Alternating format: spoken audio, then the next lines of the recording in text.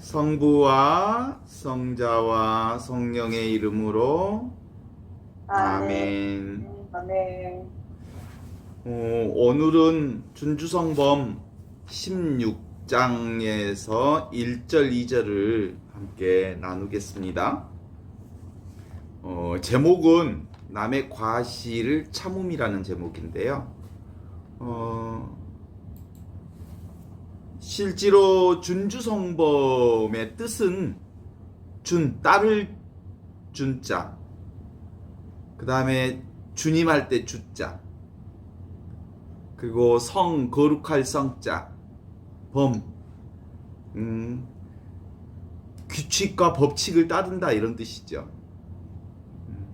주님의 거룩한 가르침을 따른다라는 게 준주성범이란 말이에요. 거기에 이제 소제목으로 그리스도를 본받아라고 이렇게 써져 있는데, 주님을 따르는 유일한 길은 이 세상에 오신 성자 예수 그리스도를 본받는 길이다 라고 하는 거죠. 성자 예수 그리스도를 본받는 건 결국은 삼위일체 영성을 사는 건데, 삼위일체 하나의 영성입니다. 하나로 사는 거죠. 분별하지 않는 무분별의 지혜로서 하느님 안에서 하나 되는 영성이 구체적인 삶을 통해서 보면 우리가 관상생활하는 거예요. 관상생활이 영성생활이고, 그 영성생활이 바로 거룩한 하느님의 일을 하는 성사생활이지. 그래서 그러려면 근본적으로 나라는 존재가 누구인지에 대한 얘기를 좀 해야 되는데, 오늘 구미에서 어떤 자매님 전화를 받았는데, 신부님 유튜브를 들었는데 하느님 누군지, 하느님 생각하면 그림이 안 떠올라요, 이미지가 안 떠올라요 그러는 거예요. 하느님은 이미지로 떠올릴 수 있는 분이 아니죠, 그죠? 하느님 아무리 들어도 모르겠어요. 하느님은 알 수 있는 분이 아니에요, 그죠? 하느님은 이해할 수 있는 분이 아니에요. 하느님은 이 손으로 딱 잡아낼 수 있는 분이 아니에요. 왜냐하면 대상이 아니니까. 그래서 제가 말씀을 드렸어요. 하느님은요, 방금 수산나 자매님이 말씀하신 것처럼 머리에 그려지면 하느님이 아님, 그리고 머리로 이해되면 하느님이 아님. 하느님을 알 수 있다고 하면 그 아는 하느님은 하느님이 아님.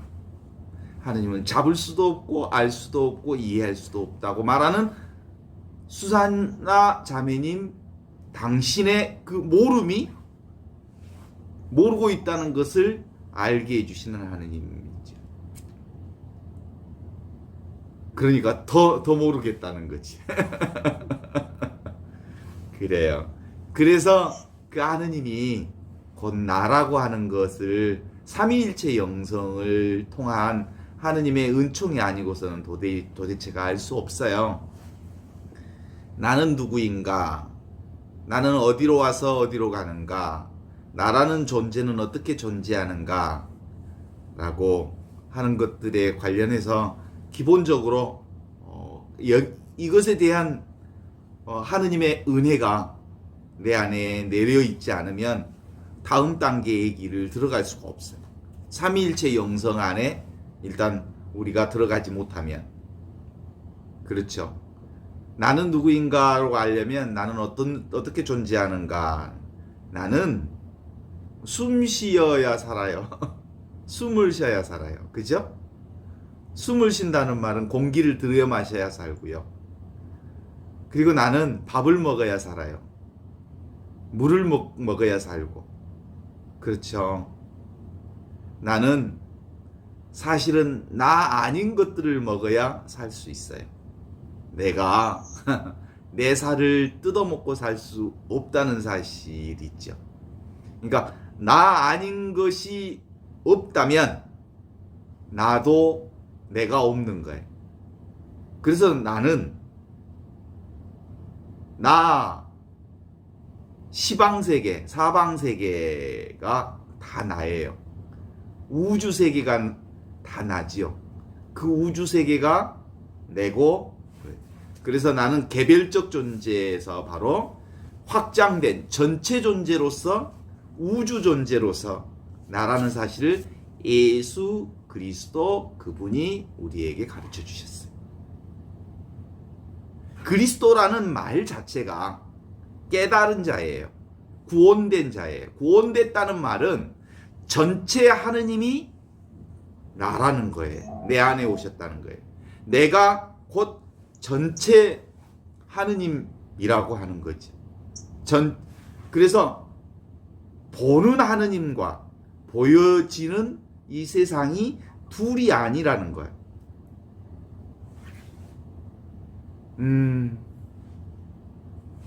그래서 나는 전체예요. 전체 하느님이 나예요. 그래서 나는 이미 하느님이기에, 전체이기에 완전해요. 나는 완전하기에 지금 있는 그대로 충분해요. 있는 그대로 나는 온전해요. 하느님의 온전성을 가지고 이 세상에 왔어요.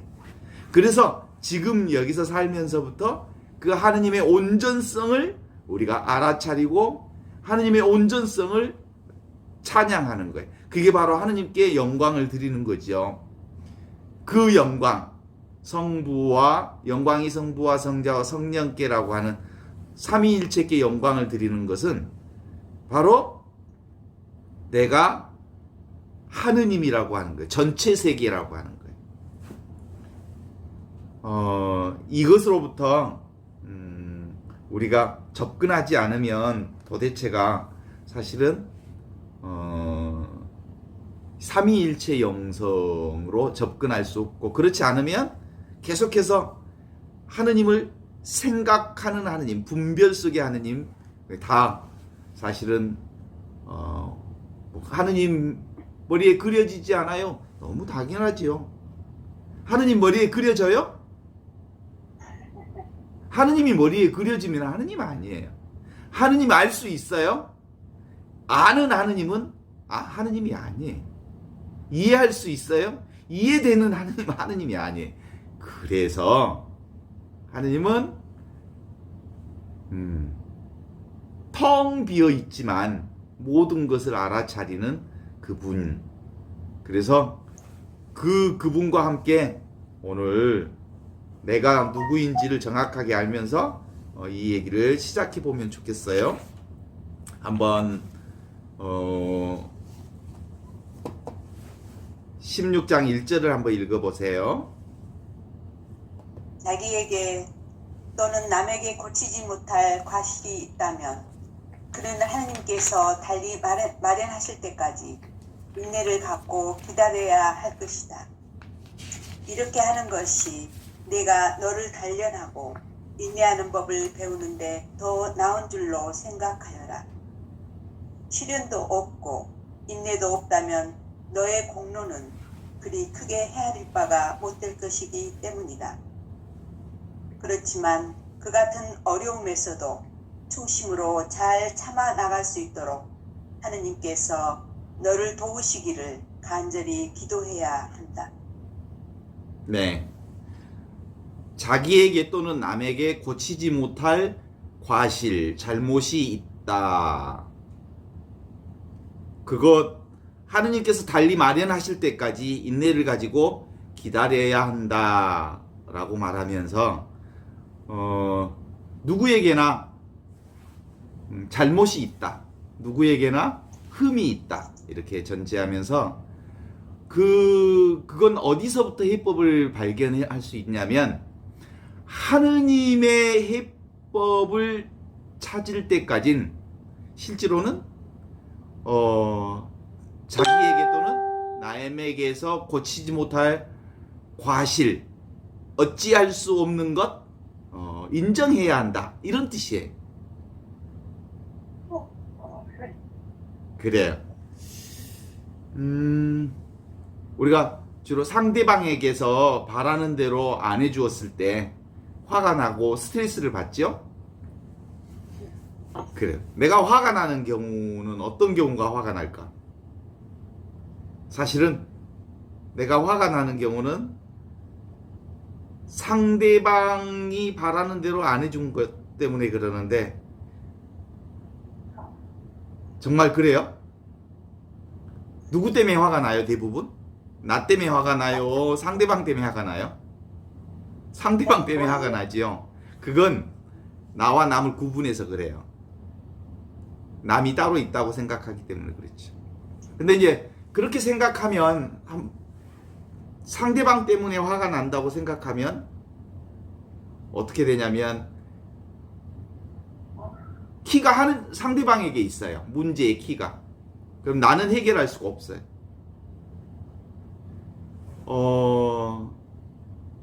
문제의 키가 내가 가지고 있어야 문제를 해결할 수 있잖아요. 그죠? 그래서 그렇게 보려면 상대방이 질문을 해봐요.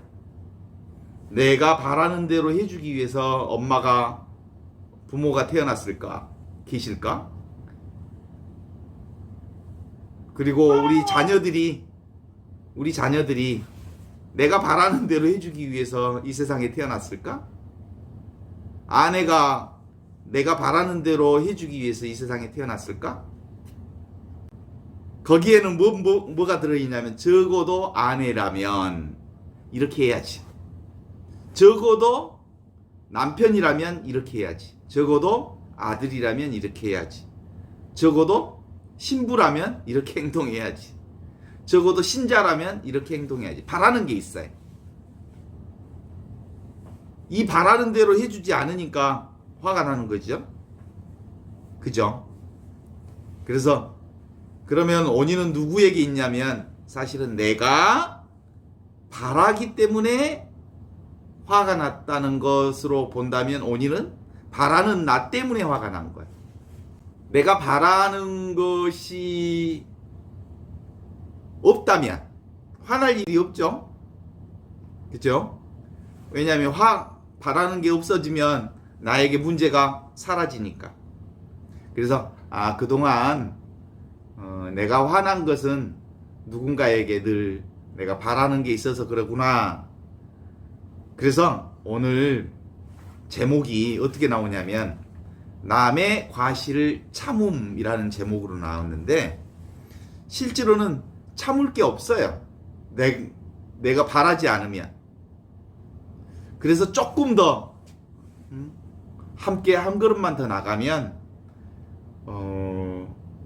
내가 바라기 전에 내가 먼저 해주면 좋겠다. 그러면 그분도, 함께 사는 사람도 화가 나지 않을 거예요. 나는 설령 그렇게 바라는 게 없으면 화나지 않을 거라고 생각하지만, 상대는 나에게 바라는 게 있어요. 그죠? 그러니까 늘 나에게 화를 내기도 해요. 그러면 그 바라는 바를 해주면 되겠다라고 생각하지요. 근데 그게 말처럼 쉬운 일은 아니죠? 우리가 우리 근본의 문제의 뿌리를 해결하는 방법은 바램 없이 상대방에게 해주는 것, 이게 우리가 돌보아야 할 일 중에 중요한 일이 아닐까 하는 생각이 들어요. 두 번째, 2절 한번 읽어봐요. 번 훈계를 듣고도 고치지 않는다면 그와 다투지 말고 오직 하느님께 그 영광을 다 맡겨 하느님의 뜻과 영광이 하느님의 모든 종들 안에서 드러나도록 하라. 왜냐하면 하느님께서는 악을 선으로 바꿀 줄 아는 분이시기 때문이다. 너는 남의 과실과 연약함이 어떠한 것이든지 그것을 끈기 있게 참는 법을 배워라. 너도 다른 사람이 견뎌야 할 많은 결점을 갖고 있기 때문이다. 너도 너 자신을 마음대로 못하여 원하는 대로 하지 못하는데 어찌 다른 사람이 내 뜻대로 되기를 바랄 수 있겠는가? 우리는 남들이 완전한 사람이 되기를 희망하면서도 우리 자신의 허물은 고치지 않는다. 네. 예수께서는 또 이렇게 비유를 들어 말씀하셨다. 소경이 어떻게 소경의 기저귀가 될 수 있겠느냐? 그러면 둘 다 구덩이에 빠지지 않겠느냐? 제자가 스승보다 더 높을 수는 없다. 제자는 다 배우고 나도 스승만큼 밖에는 되지 못한다. 너는 형제의 눈 속에 든 티는 보면서도 어째서 제 눈 속에 들어있는 들보는 깨닫지 못하느냐? 제 눈 속에 있는 들보도 보지 못하면서 어떻게 형제더러 내 눈의 티를 빼내주겠다 하겠느냐? 이 위선자야, 먼저 내 눈에서 들보를 빼내어라. 그래야 눈이 잘 보여 형제의 눈 속에 있는 티를 꺼낼 수 있다. 예. 아멘. 2절의 핵심은 우리가 먼저 해야 할 일은 내 눈 속에 들어있는 들보 빼기. 그래야 상대방의 눈 속에 들어있는 티를 빼내줄 수 있다. 그 얘기는 분별 망상의 생각이라고 하는 허상의 착각에 빠져서 벗어나기 이전에는 무분별의 세계의 지혜로 들어갈 수 없다. 있는 그대로 볼 수 없다. 생각이 너무 생각이라고 하는 것은 사실은 허상인데, 착각인데, 그게 바로 티예요, 티. 인간의 생각과 분별이 티예요. 그래서 그건 순수하지 않아요. 그래서 성모님처럼 동정성을 확보한다는 것은 내 생각을 내려놓는 무분별의 지혜로 들어가는 거예요. 무분별의 지혜로 들어가기 위해서 사실은 그 무분별의 지혜로 들어가야 비로소 있는 그대로 지금 이대로를 보는 눈이 생겨요. 그래서 자기 자신을 성찰하면 훨씬 자신이 분별 망상 속에 허상과 착각에 사로잡혀 있다는 사실을 알게 되죠. 그럼으로써 남의 허물을 고쳐주는 자는 먼저 그리스도에게 가서 성부, 성자, 성령의 무분별의 지혜를 얻어야 남의 허물을 고칠 수 있다는 말을 해주는 거예요. 그리스도는 뭐예요? 깨어있는 자, 구원된 자, 그리스도, 진정한 의미의 그리스도가 되어야 비로소 다른 이를 구원할 수가 있어요. 그래서 티나 들보나 잘못 보기는 피차 일반이죠. 들보가 뭐냐면 아마 예수님이 목수였기 때문에, 직업이 목수였기 때문에 집에 들보를 비유로 많이 드셨나 봐요. 사실은 들보가 인간의 눈 속에 들어갈 수도 없지만 들어갈 수 있어요. 눈 속에 들보가 비유지요, 비유. 들어갈 수도 없지만 눈에 티 하나 들어가도 눈을 뜰 수 없잖아요. 여러분들 눈에 티 들어가 본 적 있잖아요. 보여요? 눈에 티 들어가면 볼 수가 없어요. 눈물만 쭉쭉 흐르지. 그런데 들보가 들어가면 어쩌겠어요? 들보 들어갈 수도 없겠지만 그래서 인간의 눈에 티가 들어가는 거나 들보가 들어가는 거나 피차 마찬가지인 거라는 거죠. 그게 뭐예요? 생각 속에 존재하는 삶, 분별의 세계에 사는 건 허상, 착각, 망상에 살기는 피차일반이다. 이런 얘기예요. 이런 분별 망상에 사로잡힌 사람을 가리켜서 자기 눈에 들보를 보지 못한 사람이다 라고 성경은 말하는 것이죠. 그런 걸 위선자, 남을 비난하고 비판하는 사람으로 얘기를 하는 거지. 요즘 우리 사회를 보면서 그런 느낌 안 들어요? 그 양진영을 중심으로 해서 진영 논리에 빠지면 진짜 눈에 뭐가 다 들어간 사람들 같아. 그죠? 제대로 어떻게 우리 할아버지들 또 어디 쪽에서든 극단에 빠지면 제대로 보지 못하는 것 같아. 그래서 진보나 보수 나누어 싸우는 진영 논리가 그런 오류에 빠진 경우가 종종 있을 수 있다. 그래서 자기 눈에는 티도 없다고 착각하기 때문에 싸운 거야. 나는 맞고 너는 틀리다라고 생각하니까 싸우는 거죠. 이게 분별 세계, 생각 망상의 세계에서 사는 사람들이 늘 허상과 물거품에 서로의 주장을 하고 있는 거라고 볼 수 있죠. 그래서 여도, 야도, 노도, 사도, 정부도, 국민도, 언론도, 정치권도 이렇게 내가 전부 보는 건 아니다. 나도 한 부분을 보면서 얘기할 뿐이다. 라고 얘기하는 그런 정직한 자기 작업이 필요하죠. 그 사회비평가이면서 정치사상가 또는 윤리신학자로서 유명한 라인홀드 리버라고 하는 분의 말이 있어요. 한번 들어보실래요? 세상을 선과 악의 대결로 보는 것은 잘못이다. 인간 사회에선 완전한 선이란 없다. 다만 악이 있고 그것보다 약한 덜한 악이 좀 덜한 악이 있을 뿐이다.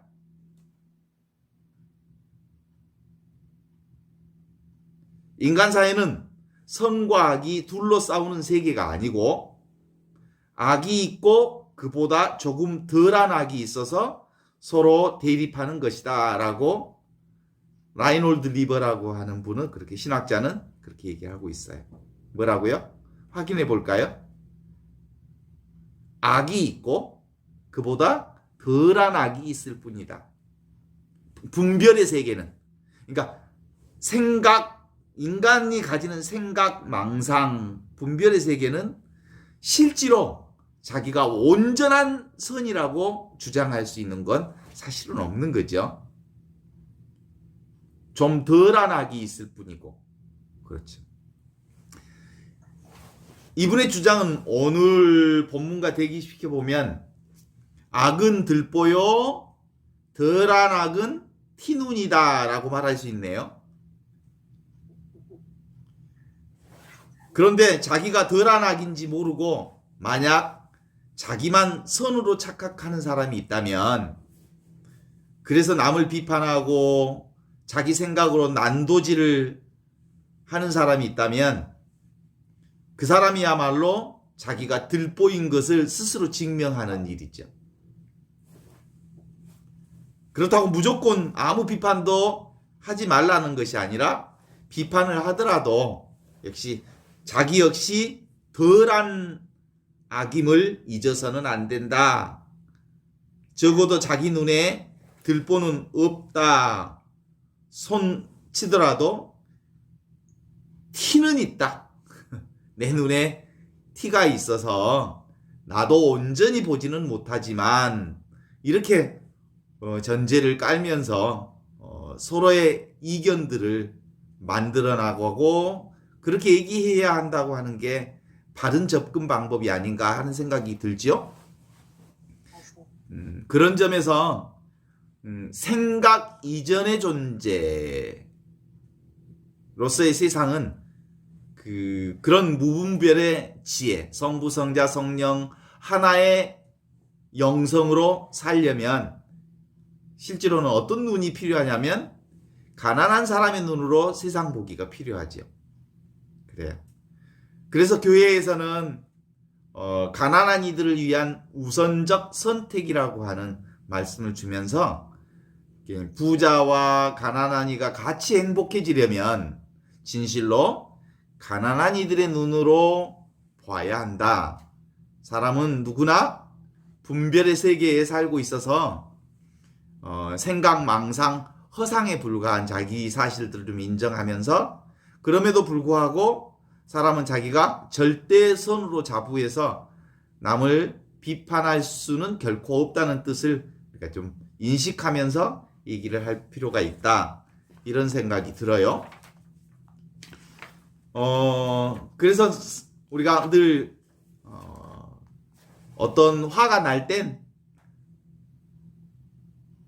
그거 화난 것을 어떤 사람은 물에다 새기는 사람이 있어서 화났지만 쉽게 흘려보내는 사람이 있고요.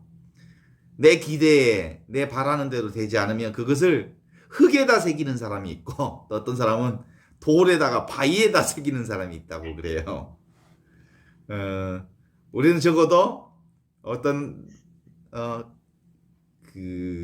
화가 나거나 내 주장에 어긋나는 일이 있어도 화가 났구나 하고 바라보고 있으면 금방 흘러가 버려요. 그 생각이. 그죠? 왜냐하면 인간의 마음의 특징이 있어요. 인간의 마음은, 우리 인간의 생각은 한순간에 한 생각만 할 수 있어요. 한순간에 동시에 두 가지 생각은 못해요. 그래서 내가 화가 났구나라는 생각을 하면 앞에 화난 생각이 사라져요. 그랬다 다시 화가 다시 들어오기도 하죠. 그래서 한 번에 한 번만 한 생각만 있다는 사실을 가지고 있으면 금방 흘려보낼 수 있어요. 그런데 이게 이제 이런 생각이 반복적으로 다른 사람들의 생각이 내 마음에 들지 않는다고 생각하면 미움이 생기죠. 여러 번. 그러면 이제 미움이 생기면 내 마음 안에 반복적으로 미움이 생기면 내 마음 안에 나쁜 악이 들어와요. 악한 생각이 들어와요. 그 악한 생각이 조금 강화되면 저주하는 마음이 들어오기도 해요. 걸어가다가 탁 엎어져 버려라. 또는 뭐 가다가 교통사고나 나버려라. 뭐 이런 생각이 들기도, 저주하는 마음도 생겨요. 그러다가 그것이 더욱더 견고해지면 그 생각을 어디다 새겨요? 돌에다 새겨요. 그래서 정말 오난이 생기죠. 가슴에. 보통 이제 부부간의 관계 속에서도 보통 그런다고 그러잖아요. 남편이 화를 내면 이제 일정 정도 이런 훈련이 되는 사람들은 어떻게 하면 좋겠어요? 물에다 띄워보내는 것처럼, 아까 얘기한 것처럼 남편이 화를 내면 돌아서서 웃는다고 그러지. 저 양반이 내가 해주기를 바라는구나. 내가 무슨 당신이 바라는 것을 해주기 위해서 태어났나? 그것도 아닌데. 자기 바라는 대로 안 해주고 있다고 화를 내는 것을 아니까 웃어버리는 거죠. 그럴 수 있죠. 나도 그랬으니까. 나도 늘 내가 바라는 대로 해주지 않으면 화가 난 적이 있으니까. 그죠? 근데 사실은 상대방이 내 바라는 것 해주기 위해서 이 세상에 역사적 사명을 띠고 이 세상에 태어난 게 아니거든. 그죠? 그래서 내가 바라는 대로 해주지 않을 수 있어요. 당연해요. 누가 나를 이렇게 건드리면